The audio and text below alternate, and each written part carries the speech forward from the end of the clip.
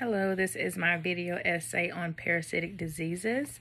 Here I have the life cycle of Plasmodium, and we will be discussing a few things in regards to this life cycle. So Plasmodium is what causes malaria, and malaria is transmitted by the bite of an infected mosquito. So we will first talk about the stages in the intermediate host, which is asexual reproduction, which takes place in the human, and intermediate host takes place in stages 1 through 6. So we'll go ahead and go through stages 1 through 6. In stage 1, we have the infected mosquito, which bites the human, and then the parasite is then released into the bloodstream, which travels to the liver. In step 2, we have the first round of reproduction, which is schizogony. We have nuclear division, which produces offspring called merozoites. And then we come to step 3, where we have the merozoites releasing into the bloodstream, which will then infect the red blood cells. And step 4, we have the merozoites developed into the ring stage. Step 5 further goes into the ring stage, which we have production of more merozoites into the red blood cells. And then we have stage 6, where we have the merozoites released into the, merozoites released when red blood cells rupture. At this time, more merozoites are released in the bloodstream, which will cause chills.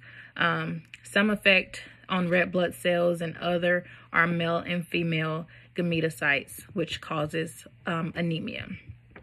So from there, we have the definitive host, which the definitive host consists of sexual reproduction, which takes place in the mosquito. So starting at stage 7, which is here, we have another mosquito bites the infected human and ingests gametocytes. In stage 8, we have male and female gametocytes, which join to make zygotes, and zygotes form new parasites. So this all happens in the digestive tract of the mosquito. And those parasites form sporozoites. And stage 9, which is the final stage, sporozoites travel to salivary gland and enables mosquitoes to infect another human. All right, so then we will talk about the signs and symptoms of the disease, which signs and symptoms of malaria are similar to flu-like symptoms, which we have fever, chills, sweating, muscle aches.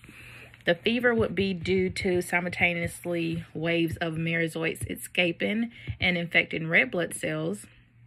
We then have headache and nausea, chills and sweating.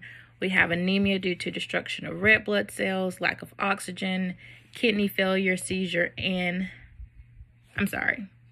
lack of oxygen, vomiting, and jaundice. We have kidney failure, seizure, and mental confusion.